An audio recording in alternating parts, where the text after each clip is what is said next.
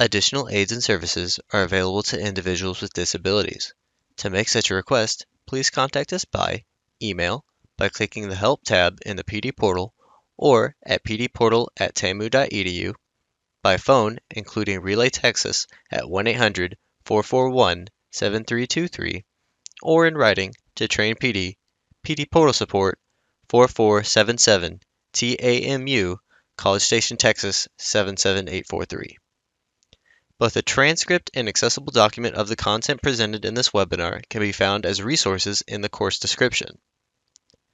Click on the blue links under Course Resources in the description. When a link is clicked, a new browser window will open.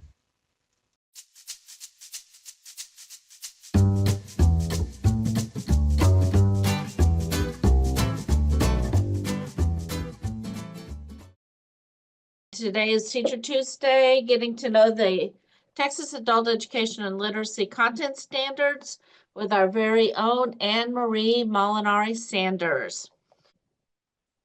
If you're having trouble with audio or anything during this webinar, please call our Distance Ed call center. Call them for your technical help.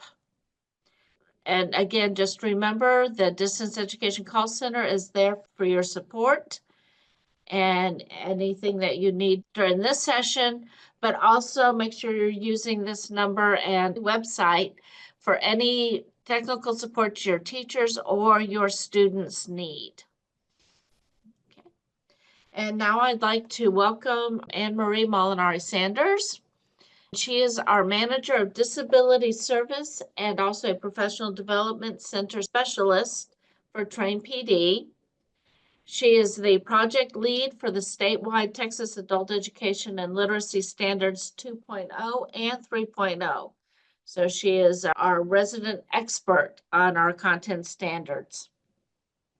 For 25 years, Anne Marie has helped students and instructors with the context of AEL instruction, curriculum design, and professional development training. Anne Marie holds a master's degree in special education with a concentration on increasing academic outcomes for AEL students with learning disabilities and low literacy skills.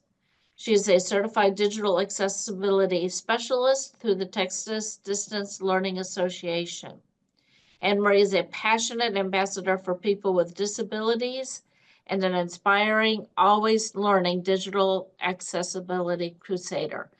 No truer words have been spoken. She is a crusader for all of this. She is amazing. I love to talk about the standard. I don't want to waste any time. We're going to get right into it. One thing I was thinking about and I was reflecting on this is that I am rounding the corner to almost 9 years with TCAL at this point. 7 of those years, I have worked in some way with the content standard. It's been an amazing journey, so I just want to share a little bit with you today. As a quick reminder, this is just an introduction to the standards. It's just an introduction, and I hope by the end of this, you are going to want to bring one of the standardized longer trainings to your program. And I'll talk a little bit more about those options later on. Let's go ahead and get started. We have 4 objectives today that are going to drive this session. The first thing we're going to do is I'm going to go over with you that there are TWC AEL state office requirements for integrating the Texas AEL content standards. I'm going to talk a little bit about 3 letters that are really important.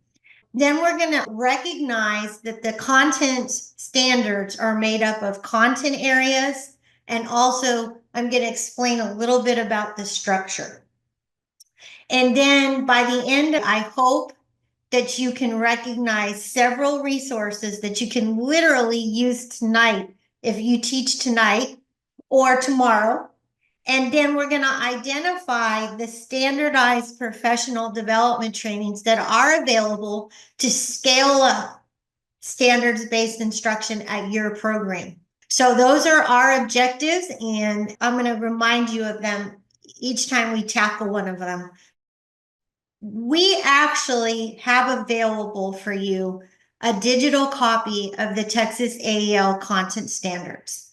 In all my years of doing training for the content standards, it surprised me that teachers don't know where they live. And I'm excited to share with you where they live because I know we have new instructors on this webinar. If you scan this QR code with your mobile phone, you're going to be able to download the digital full copy of the content standards. But what I want to do now is I want to show you where a digital book of the content standards lives. That way you can always go and look and see if you forget or you lose your copy. This is our TCAL website, and this is the main page. And if you look across here at the top, you're going to see these tabs. I call them hotspots because you click on it and you go somewhere. So I want you to see where it says institutes, and I'm going to come down to where it says instruction. I'm going to click on that, and I'm going to scroll down. The very first resource you see on the left-hand side of the screen is the digital standards of the book. What's cool about this is you can download the whole book, or you can download sections. I really recommend that you read the intro and the history. It's amazing to me how much I learn or how much I've forgotten until I go back and I read that part. That will give you a real good foundation of how the standards were made. And then it breaks down into each content area that we're going to talk about. So you've got your ELA, you've got your math, you've got your ESL, your family, your civics, and your digital literacy. And you can download just those sections. What we're going to do now is we're going to address our first objective. There are AEL guidance letters that TWC has provided for us, and I'm going to talk about 3. TWC puts out these letters about requirements for how we go about implementing adult education. So there's AEL letters about everything. These letters discuss services, activities, and curricula. When you see a letter, you're going to notice that there's a number after. So this letter is AEL letter 0117. This letter first came out in 2017, but what I want to draw your attention to is that this letter is about implementing activities and services for English language learners. So there was a change that came out, and it said, when you are implementing services for English language learners, there's a change, and there is an expectation now that there's a civics component for your services and curriculum for ESL services. There has to be a civics component that is aligned to the civic standards and the Texas AEL content standards. The reason this change came out was because we updated our standards back in 2016. So this requirement for a civics component went into effect in July 1, 2021.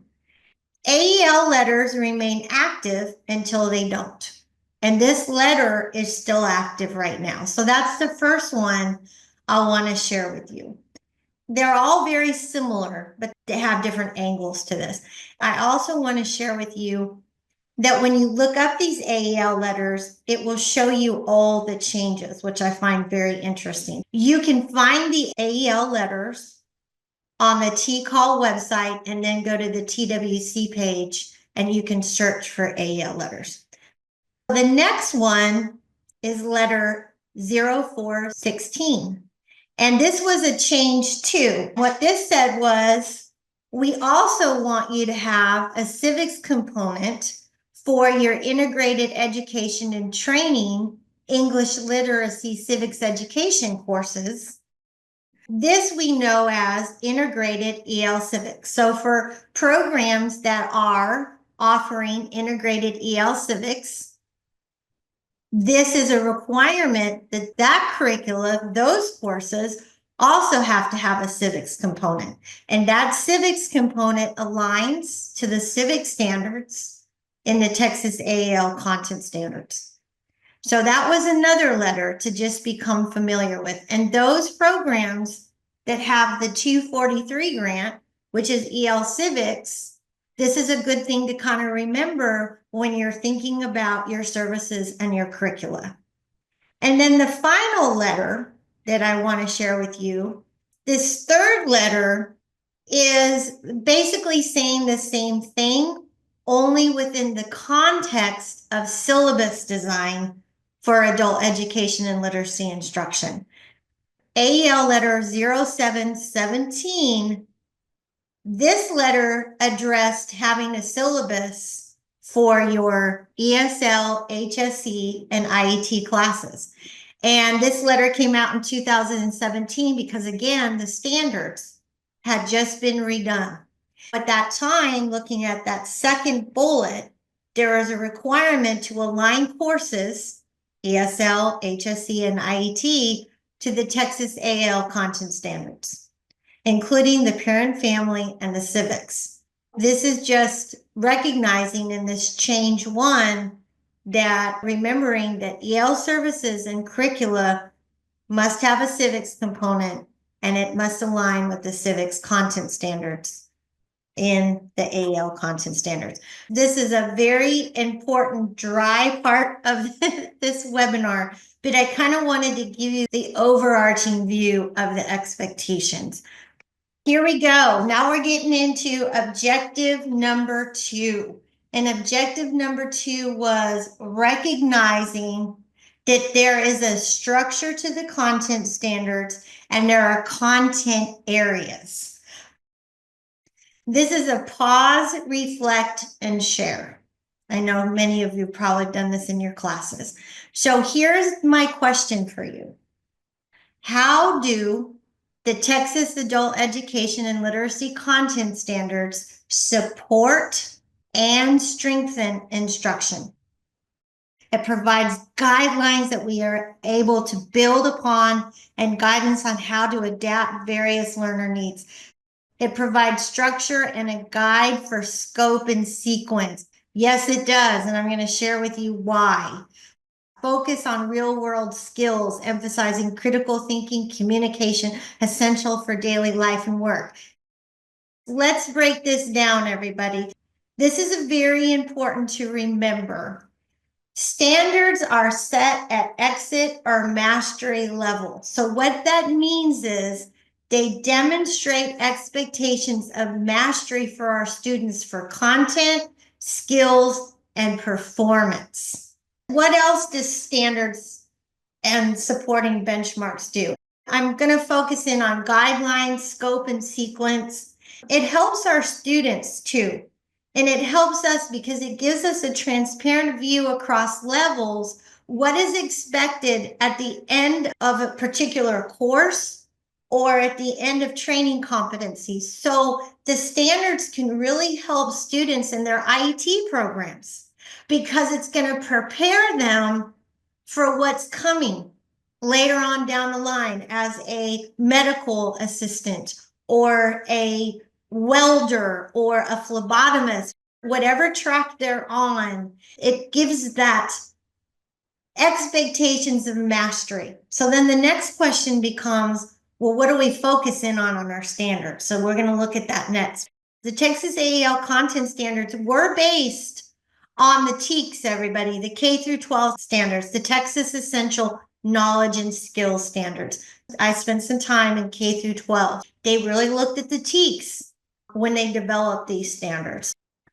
Now that we have an idea of what the standards do, let's talk about the content areas. There's a reason it says version 4 at the end of this current version of the standards, because we've gone through several renditions. Our first content area is English Language Arts, content area 1. Then we have mathematics, content area 2. Then we have English as a second language, content area 3. Think of these as our academic standards. because I'm going to explain something a few slides from now. So I want you to realize that these are our academic standards. Then a couple years ago, we introduced the parent family content standards that we affectionately call the family content standards and the citizen and community member standards. And those we call our civic standards. So remember those AEL letters we talked about? That was part of the reason those letters came out, because there was an expectation that we were integrating these standards. So parent family is content area 4. Civic standards are content area 5. Now, last year, we had some awesome standards that were developed, and the Distance Education Professional Development Center brought in subject matter experts, your fellow colleagues, and they built out this amazing group of digital literacy standards. And that's content area 6. And I know that there's going to be a Teacher Tuesday on those, and they'll really talk about those more. But those are your 6 content areas. There's a lot more to it. That's why the document is so big. Now, I want to stop here for a minute and just let you look at this. This, if you have your handout packet, I have provided this for you. After many years of presenting the standards training, I saw a need from the teachers. And I saw that there had to be a better way to describe the structure and to visualize the structure of the standards. So I came up with what I call my upside down pyramid. We all can agree that this sort of looks like a pyramid, right? What I wanted to do was I wanted to show you how it started out broad and it came down and it got narrow. If you would like, you can use this as an anchor chart for your classrooms. You can blow this up and have it in an anchor chart, or if you're a teacher, put it on your desk, because I think this will help you kind of focus a little bit. So let's break this down starting at the top. Those are our content areas. Those are the big ideas that flow through the curriculum. Now, every content area has sub areas, anywhere from 4 to 6 sub areas. So I'm going to give you an example of sub areas. Sub areas for English language arts, content area 1, they include reading foundations, reading, vocabulary, oral and written expression, research, and speaking and listening.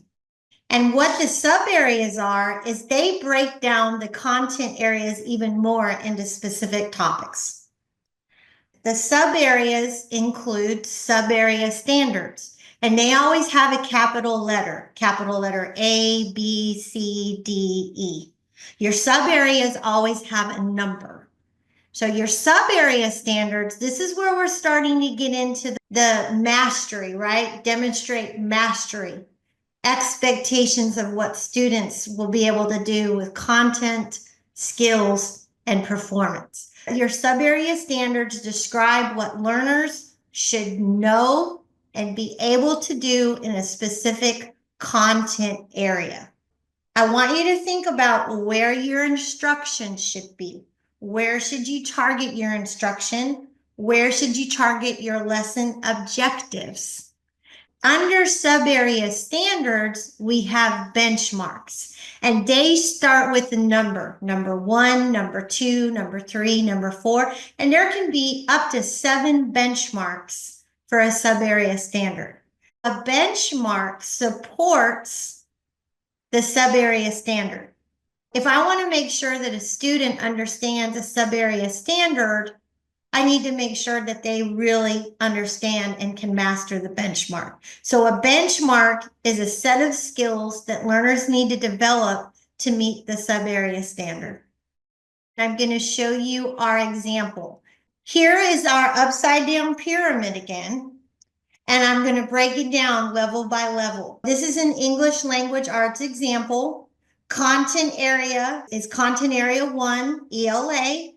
Here's your sub area 2, like we talked about. This is reading. Remember, I shared that one of the sub areas was reading. It's Students are going to understand a wide variety of literary and informational texts. Well, under that sub area, there's a whole lot of skills they need to master. So that's where your sub area standards come in. This example is vocabulary, which is sub area standard A. Vocabulary. Applying vocabulary and concepts accurately in reading, speaking, and writing. That's important. We can really dial in instruction when we start looking at the sub-area standard, but look at that benchmark. Benchmark 1. Your benchmarks are attached to your sub-area standard. So your sub-area standard A for vocabulary could have 4 benchmarks, and I think it does. So this benchmark is learning new words and concepts by studying their relationships with other words and concepts by using context clues. And I'm sure many of you have done a lesson on using content clues in an article to try to figure out. If I'm reading an article about veins and arteries, if I'm dealing with veins and arteries, I can guess that vascular has something to do with the body and veins. Just a quick example. We're going to switch gears again, and we're going to go back to the standards talking about the structure. In 2018, TWC Adult Education Office had the wisdom and the foresight to realize that we needed to start looking at the standards to decide how it would help prepare our adult learners for careers. How could we use the standards to help them prepare? We came together, field experts from education and employment, and what they did was they crosswalked the academic standards to 4 in-demand industries in Texas. To make this easier to understand, they said, what are the literacy requirements needed for these industries and for specific jobs in these industries? So here's my question for you. Which 4 industries were chosen? Think about your area. If you're in Laredo, what are some in-demand industries? If you're in Houston, what are some in-demand industries? If you're in Dallas, what are some in-demand industries? Here are your in-demand industry clusters in Texas. Starting from left to right with the pictures, it kind of gives you a visual. We've got advanced manufacturing, construction and extraction, healthcare sciences, and transportation, distribution, and logistics. We need advanced manufacturing in oil and gas, believe it or not. Oil and gas supports advanced manufacturing, at least on the Gulf Coast it is. Then we've got construction and extraction. Houston is growing in leaps and bounds where I am. There are 3 reasons why these 4 industries were chosen. Can you name at least one of them for me? All right, so let me share with you the 3. Statewide representation, regardless of whether you are all the way up in Amarillo or you're down here in Corpus Christi, there's going to be statewide representation. The other reason is that there is documented growth for the next decade, which we are still in. So these are going to continue to grow. And I think the most important one that's exciting for our students is a career pathways articulation, which means a student can start in an entry-level position and get stackable credentials. My example for that is healthcare. Students can start out as a certified nursing assistant, become a medical assistant, and then go on from there. Now I want to show you an example of what this looks like in the standards. The industry examples are only crosswalked to the academic standards. So only ELA, ESL, and math. You're not going to see these examples for family content standards, civics content standards, or digital literacy content standards. But there's an argument to be made that the digital literacy standards all are going to be needed in a lot of these professions. So you could be doing a lot of contextualization with the digital literacy content standards and how they're important. The first example is sub-area 2 reading. I want to draw your attention to the industry example. The example was healthcare sciences, that's the industry. The position is receptionist. The example of duties, I know there's a lot more, but the main thing that I caught on to here was looking at records and reports. Understanding, being able to read for information, understand documents, be able to proofread, so writing, vocabulary knowledge, all of those things. So there's an example for English language arts. And I want to move on to our next example. Here we have math. And again, I just want to show you the upside down pyramid. We've got content area 2, which is math, sub area 2, which is computation. So remember, that's very broad. And under computations, we're going to have many sub area standards with a letter A, B, C, D, E. This is sub area standard C, dividing numbers, use operations with positive and rational numbers to solve problems. What is a benchmark? How am I going to know if my students are meeting that sub-area standard? I need to make sure that they can use multiplication and division as inverse operations. So that's one example of a benchmark that you can somehow weave into your lesson plan, possibly. Now I want to show you an industry example for math. Here is math industry alignment. Now we see computations again, sub-area standard C, dividing numbers like we talked about, but look at the industry example here. Transportation, distribution, and logistics. But looking at this example for customer service representative, when they brought the employers together, they said these are some of the things that they need to know how to do. Resolve customer billing complaints by performing activities such as refunding money or adjusting bills. So boy, they need to know how to divide, don't they? They also need to know when there's an error on the bill. So there's critical thinking that's involved. And they have to do it fast. They really got to know their computation. They got to have it down. Thinking about how you can use these industry examples to contextualize a lesson that you're doing for math. What are some things that students are learning? Thinking about a medical assistant. Can you bring in some examples of what they're going to be doing? Actual medical vocabulary that a medical assistant is going to use in the IET. This is civics. And the civic standards are so cool. The civic standards are very practical. There are 4 sub-areas under civics, and sub-area 3 is work together. Citizens and community members interact with other people to get things done toward a common purpose. Sub-area standard C under this work together is define common values and goals. And then the benchmark is identify common views and disagreements through open discussion. So the one thing that is wonderful about the civic standards is it really focuses on becoming and staying involved as a citizen and a community member, forming and expressing ideas as a citizen and a community member, working together to solve problems, and taking action and strengthening your community.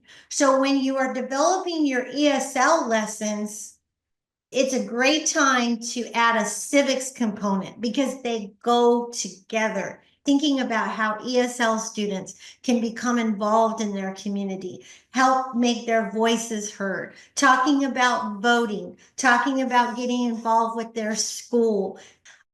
We are done with our first 2 objectives, and we're rounding the corner to our last 2. I want to give you some resources that you can use tonight if you teach a night class like I did for many, many years, or you can use these tomorrow. Which level of the content standards do you use for your lesson plans? the sub-area standard level or the benchmark level, and why.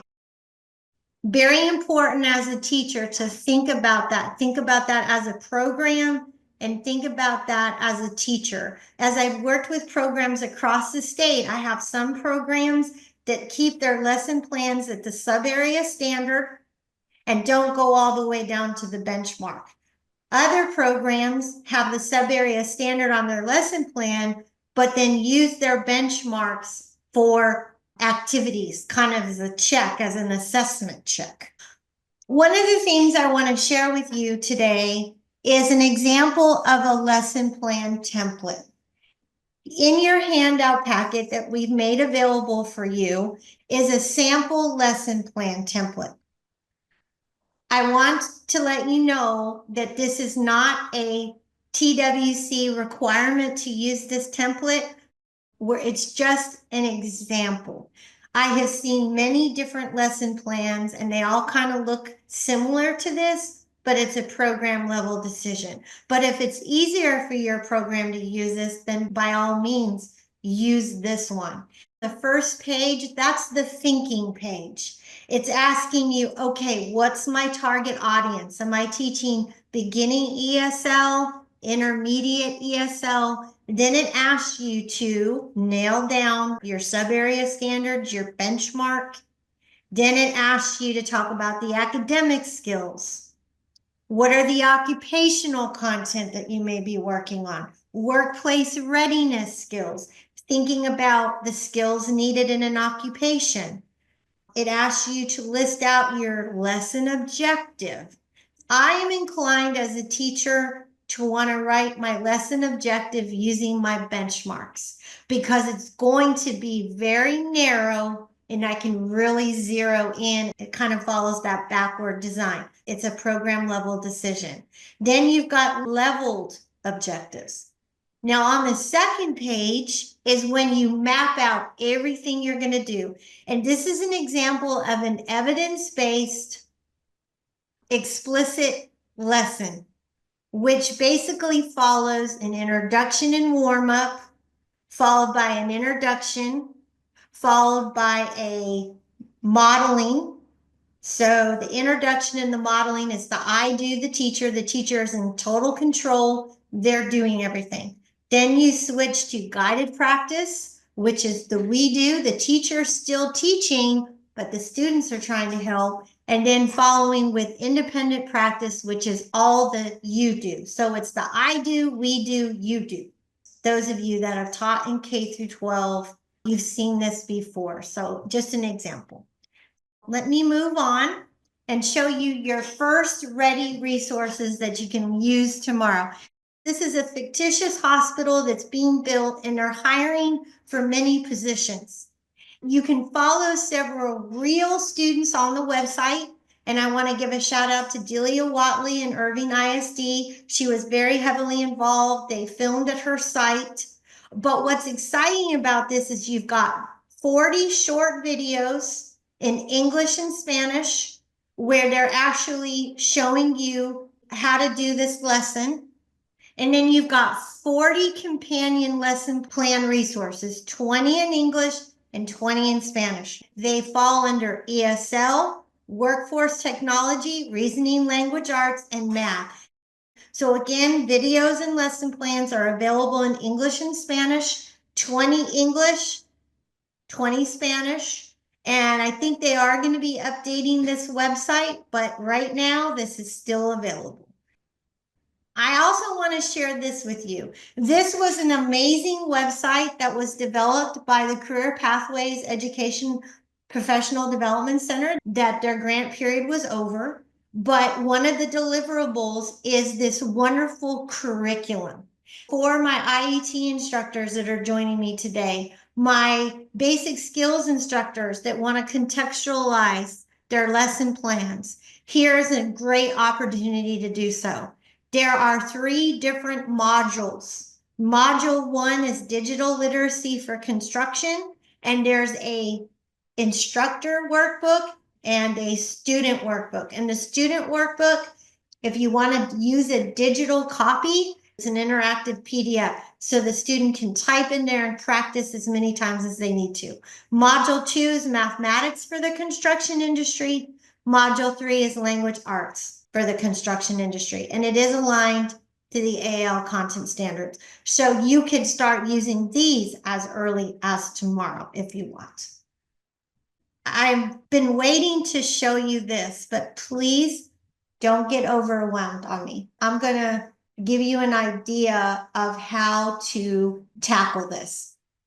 This is 3 pages of resources. If I was a PD coordinator or an AEL instructional coach, I would think about getting my teachers together and tackling this document. So 5 teachers go and look at a couple of resources. 5 teachers go and look at a couple of resources, because these are websites that you can use, but there's also lesson plans. One thing I want to share with you, write this down on a note. If you look on page 7, you're going to see number 21, number 22, number 23, number 24. These are lesson plans that you can use immediately. They're beyond detailed, so you're going to have more than enough. If you teach twice a night, like I did for a 3-hour class, you could have 2 weeks of lesson plans, depending on how you want to work it. So there are wonderful resources. There are resources for the family content standards, resources for civics. So that gives you an example. Please spend some time looking at these. I want to move on to our last objective, which is identify the professional development options that are available through TCAL. I hope you are all excited about getting more training on the content standards, but there are directions. So what happens is your PD coordinator contacts their assigned PD specialist. So Dr. Olga, I believe, is the PD specialist for Laredo. So the PD coordinator will contact Olga and say, I would like standardized content standards training. So I'm going to go over each one of these, but I want to share with you that there has been TOTs on all of these. There are trainers that are ready to provide these trainings. These trainings are in 3-hour and 6-hour time blocks, depending on the training. Most of them also can be offered virtually. So thinking about the very first one, content standards, unpacking and applying the standards. This really digs into the standards on a much deeper level that I did, as far as what isn't a standard, what are the skills, what are the concepts, what are the things that you're looking at when you think about the standards. That is a 3-hour training. Then we have content standards, backward design, and lesson planning. So content standards and backward design, lesson planning gets you building an actual lesson. Not a full one, but a part of one. You start with the sub-area standard, and then you build your lesson from there. Not the other way. You start with the lesson and go, oh, let me go find a standard that matches this lesson. If you've already got lessons, you can certainly do that. But going forward, think about your standard first.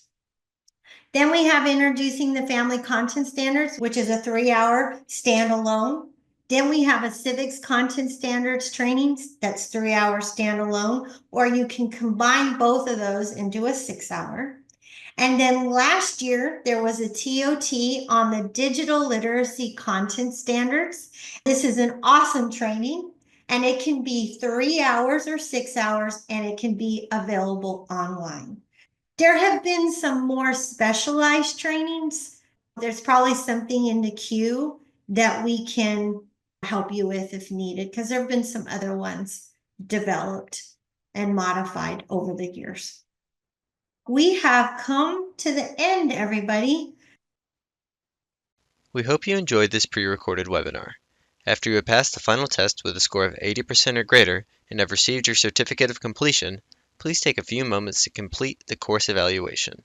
Participant feedback helps Train PD at TCAL continue to provide high-quality professional development. To leave a course feedback, please go to the completed portion of your transcript. To do this, hover over the My Learning tab and select View Your Transcript. Click on the drop-down arrow next to the word Active and select Completed. Then, click Evaluate in the drop-down menu next to the course you just completed. Please note that your feedback is greatly appreciated.